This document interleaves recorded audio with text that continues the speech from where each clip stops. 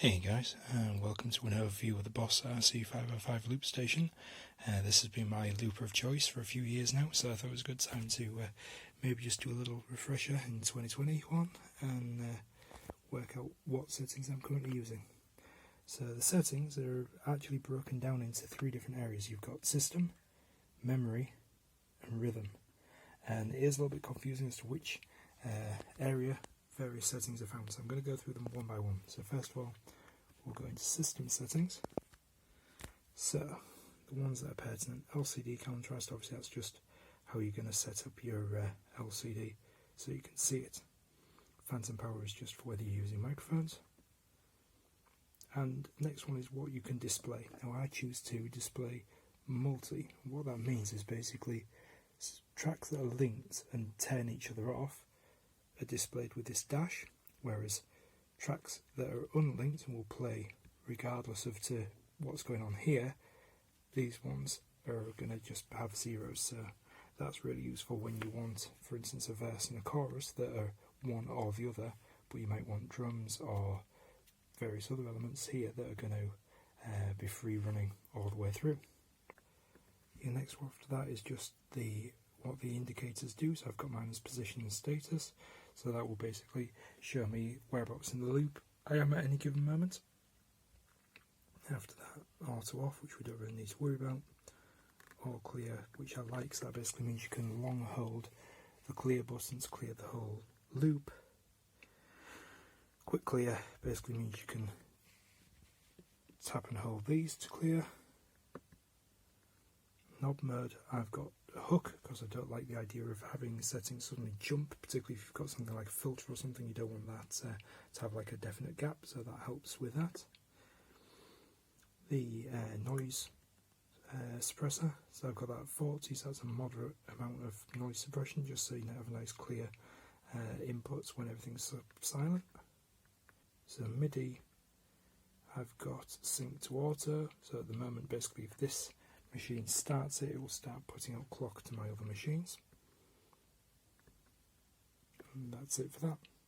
So stepping down into memory, this is dealing with settings that are just for this particular patch, so every one of these can be set up differently. So I have the level at 100%, tempo arbitrarily at that.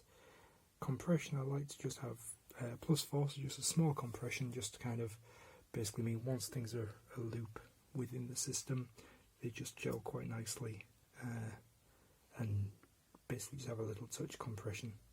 Reverb I leave off because if I want that I'm going to add it as an effect.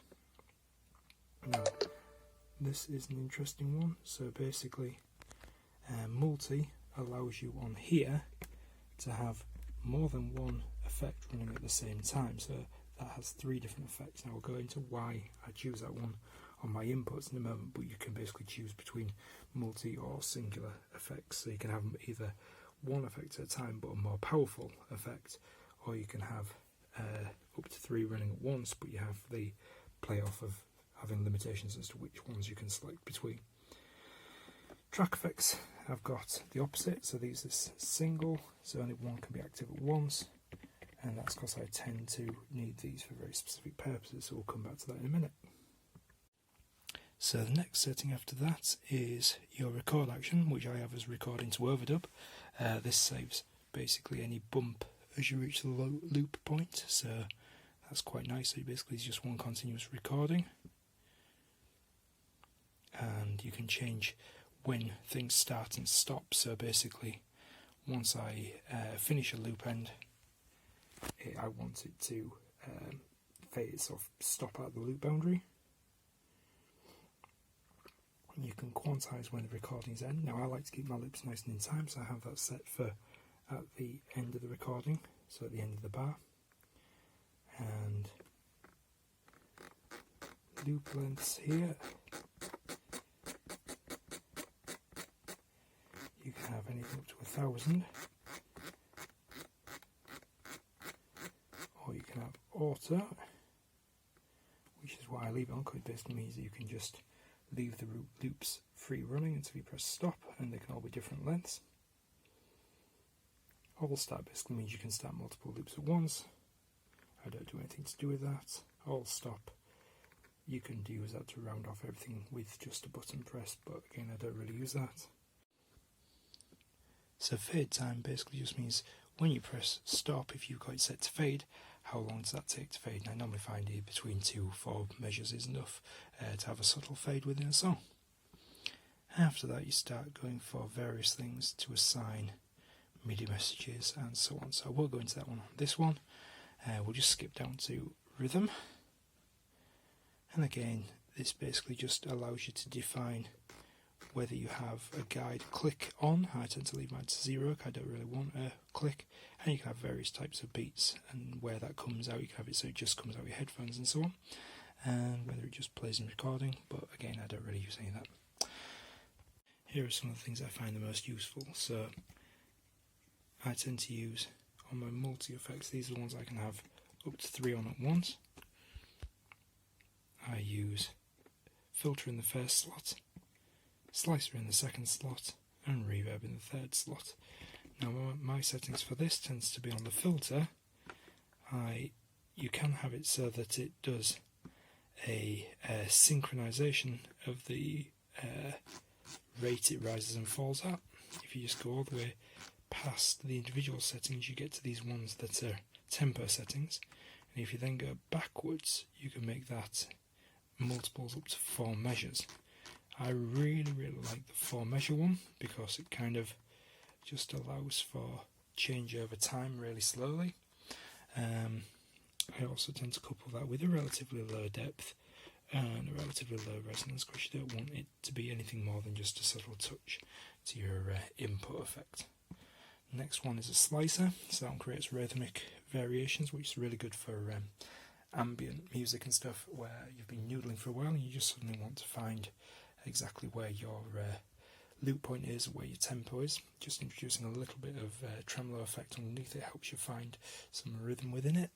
So for that one, you're just setting between a load of different patterns, and each one of those is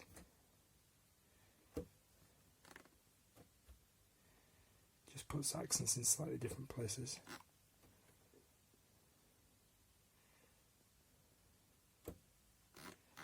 Some are a bit shuffly. We'll just leave that one on 1 for now.